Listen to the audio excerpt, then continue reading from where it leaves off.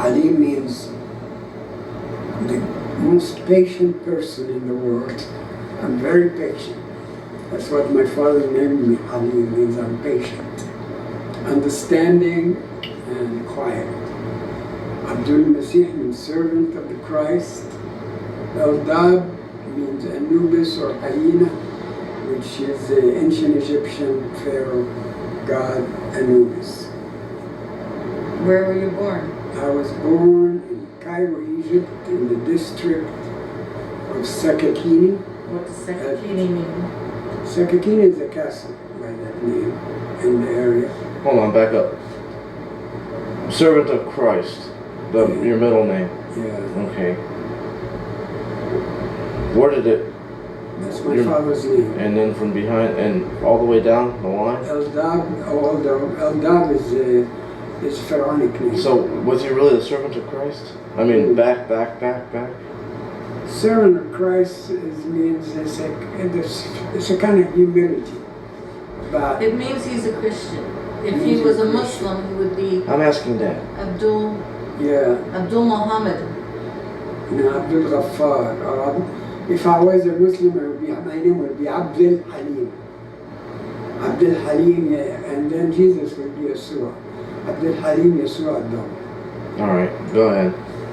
Yesu. Because in Egypt they want to know whether you're a Christian or Muslim, and the way they identify that is by being either Abdul Masih or Halim Muhammad. Yeah, so when I was born, there was certain friction between Muslim and Christian. I guess my dad gave few names to his sons that you can't tell whether they're Muslim or Christian. Okay. Like my brother Salim, he couldn't tell whether he was Muslim or Christian. And Halim, you can't tell you. Yeah, Halim, you can't tell. What date were you born? March 4th, 1921. Wait a minute. He was talking about a castle, something about a castle. Sakakini. What's that? The district, there was a big castle called Sakakini, and the whole district was named after it. Okay. So we call the district of Sakakini, and Shadia Kirk, the street of the beautiful. Are these all being recorded? Mm-hmm. Okay. You want me to cut it out? No. Okay. What is the full name of your mother, father, and your grandparents? I don't know if I want to tell you my full name of my mother. Sure. My name is just Belson Benjamin Fan.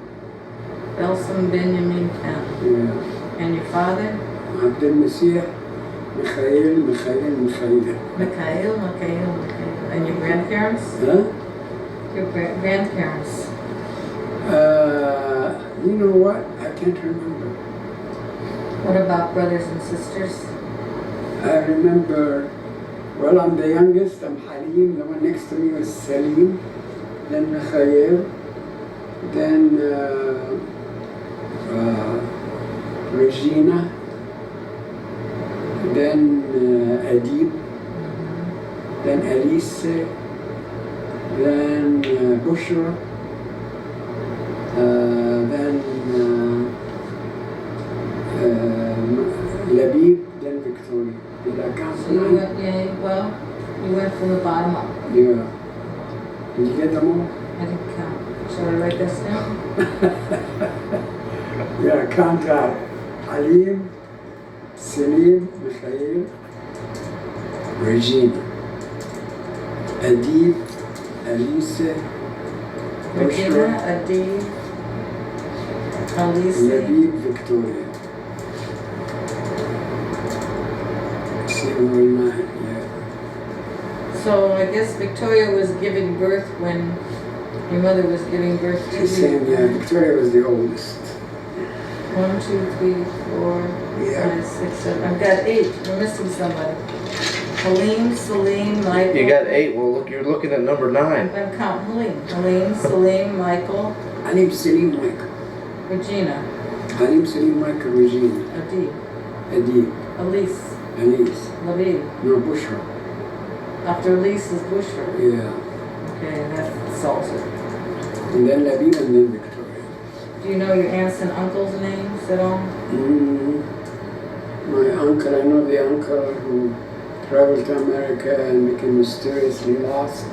His name is Aziz Benjamin family. He was the brother of my mother.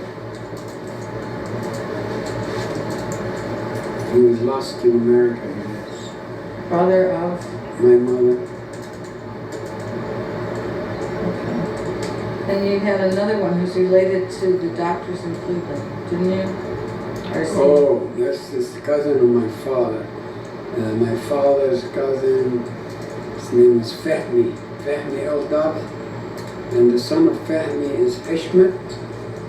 It's the group that living in Cleveland right now. Hishmet went to school with me. And he has, in Cleveland, he's got Shireen and Ashraf and Fahmi. Well, he's got a lot of, you gotta call them. Got a lot of El-dabhs in Cleveland right now. Related to us? Mhm. Doctors at Cleveland Clinic. Yeah, the doctors in Cleveland. Related to us? Cousins, yeah. Holy shit. It's hard, You're right? supposed to say that. Where did your parents come from? My parents come from Upper Egypt. My mother comes from Abu Tig, and my father comes from Asyut. Abu Tig is your Abu mother? Tig is in the province of Asyut. So my mother comes from Abu Tig, and my father comes from Zarabi. What's Zarabi? Zarabi is a little town in Asyut. And that's in Cairo? No, Central Egypt. Upper Egypt. Your mother is Abu Tig, right? Abu Tig, yeah. And your father? In the province of Asyut. My father is Zarabi in the province of Asyut. Zarabi. In Asyut, okay. So everybody on your mother and father's side, all the relatives are all born in Egypt. They're all purebred Egyptians. Yeah, He's pure Egyptian. pure Egyptians. I'm the mutt. Yeah, Where did you, do you know your grandparents came from, the same area? Yeah, they came from the same area. And when and where did you start school? I think about 3 years old, or 3 years old. 3 years old. 2 or 3? 2 or 3? 3. And where was this at? I was in the French school. In the French Jesuit. Yeah, well, since I was the youngest, I was a pet for everybody. Everybody wanted to play with me. So my sister Regina put something in my hair, dressed me almost like a pretty looking young kid. And they experimented with me. They sent me to many schools. And they sent me to this Jesuit school. What school? A Jesuit school. What's that? A Jesuit, just like the one you went to. Well, back in Egypt, everybody goes there. You don't have to be Christian, Muslim, or Jewish. Everybody goes there because they want you to have a good education. And so I started coming home speaking French. So that was my linguistic opening, that all of a sudden I could speak language at the age of 3. That's great. That's great. Mm-hmm. Well, speaking Arabic at the age of 3. Speaking French and Arabic, of course.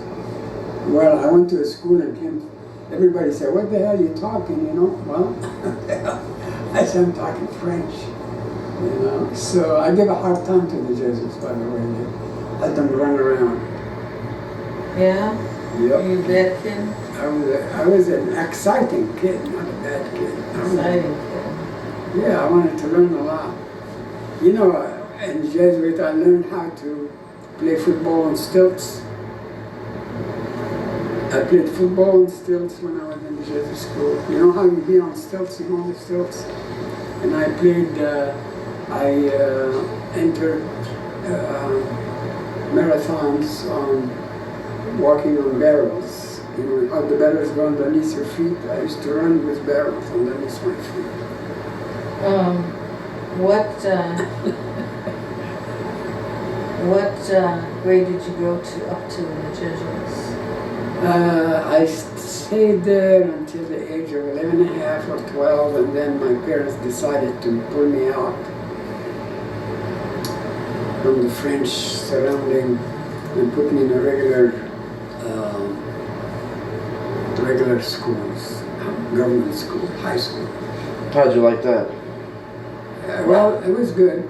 It was very different. The kids in the class were very naughty.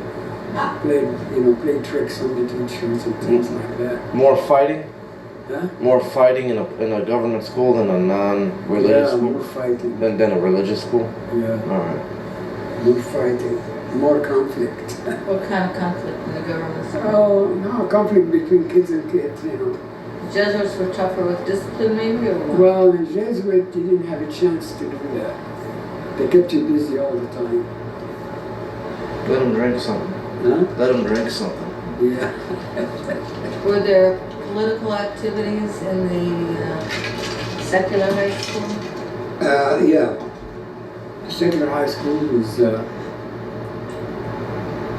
was very politically oriented. And what was the political dominance? The political dominance was changing of the party. If they didn't like the party or the ruling party, high school kids would go out on the streets with flags and demand a change of the party. And they always succeeded. So there was a lot of power to high school kids. A lot of power. Yeah, high school kids demanded less power, less influence from England.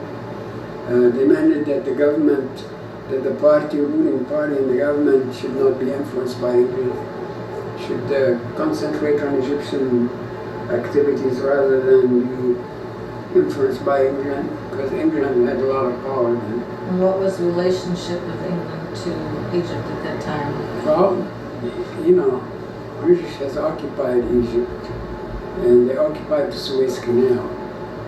The British did. Yeah. So this is in the 30s, right? Huh? This is in the 30s. Yeah, in the 20s and 30s. And there was a lot of resentment.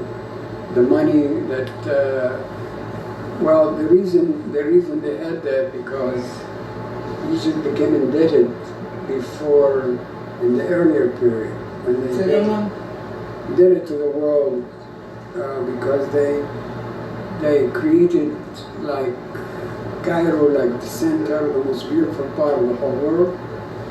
They had opera created in Cairo. They invited the kings of France. They invited the kings of Europe, the queens of Europe to Cairo. It was like Ismail, which was before the king, from Muhammad Ali, after Muhammad Ali came to Egypt. So there was this Khedive Ismail, and he wanted to make Cairo the best city in the world. So he borrowed a lot of money, and because they took that borrowing money as a pretense for Europeans to come and take over the Suez Canal, to take their debt back. What year was Suez built, do you know? 1880 something. Really? Yeah. 1880. So what did you like studying the most in high school? High school or elementary school? Or Both. I liked studying ideas of, I liked agriculture, and I liked medicine. Agriculture and medicine? Were you choosing agriculture because your family was in Well, my father was in agriculture. You wanted to please them, or you really liked it? Well, I really liked things to do with, as a kid, I liked movies. I liked good-looking movies with good-looking women. I remember running out of the Jesuit school straight to the movie, and they didn't like that. I liked the ideas the movies was bringing, the openness. I liked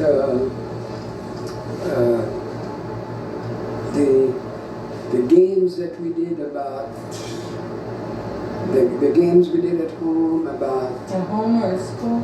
At home too. Well, our home was very active. Everybody was doing music or party, or, we were 9, there were always party in our house. There was always somebody bringing somebody, That sounds like me. There was somebody bringing somebody. And so, what about music during this time? and everybody played piano, and I used to run to the piano, and everybody pushed me out of the way so they can have a turn. And because I was the youngest, they pushed me.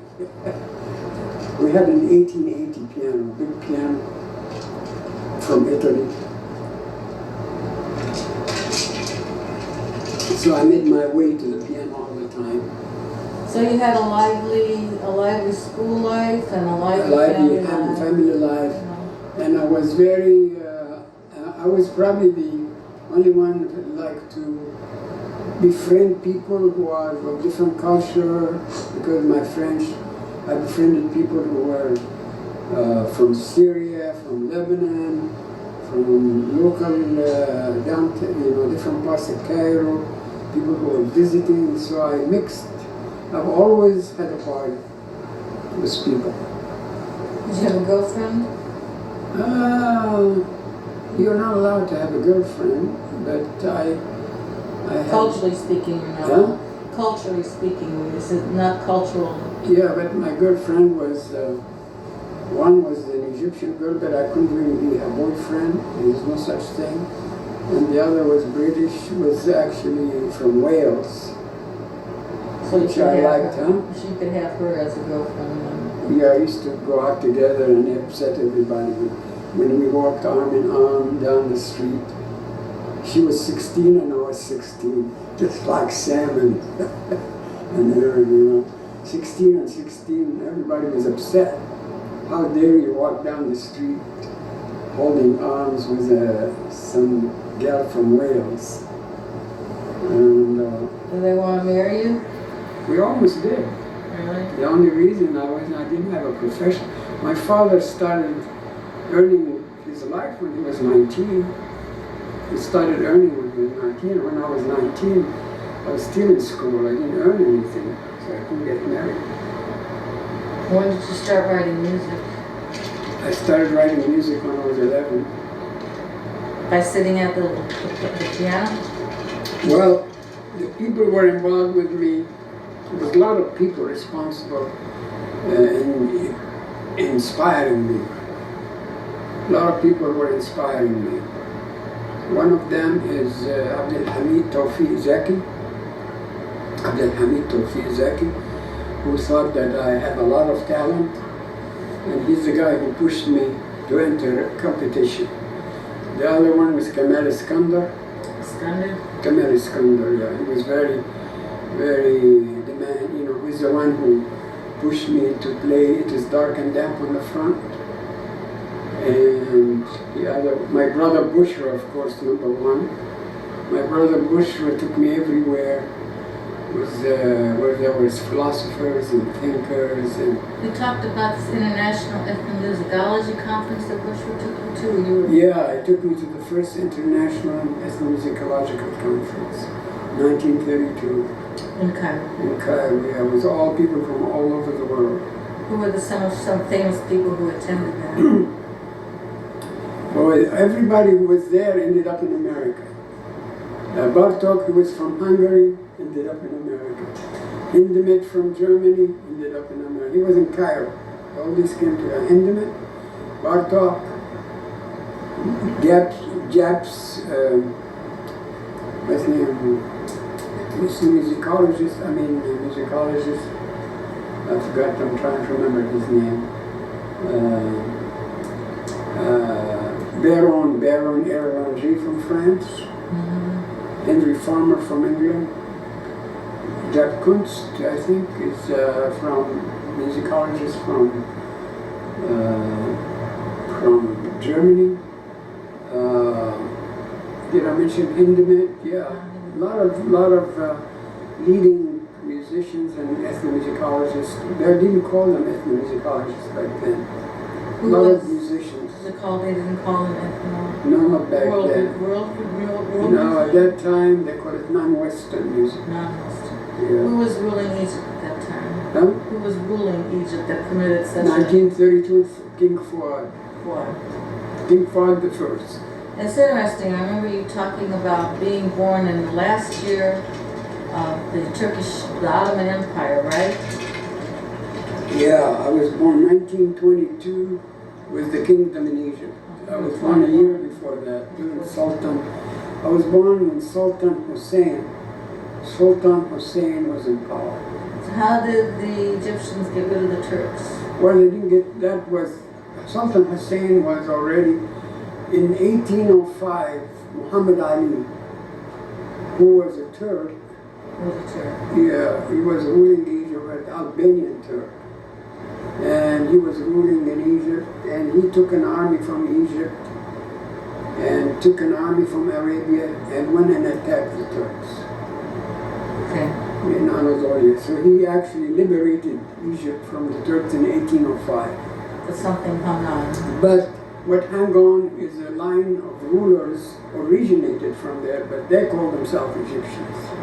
So Muhammad Ali he separated from the original Turk Empire. And who took over power? Who in Egypt took over power? What kind of system took over from in 22? In 1922 was Sultan. He was just a ruler. But some could change names from Ottoman Empire. Well, it wasn't really. The Ottoman empires practically almost became minimum during Muhammad Ali in 1805. Did this change in 22 affect your family at all? No, No. that was just transition from a Sultan tradition that was used in the Ottoman Empire to a kingdom. So King Farouk. Yeah, so I was born in the kingdom. No, I was born before the kingdom. In 1922, the year after I was born, the kingdom was established. What was the first piece of music you wrote?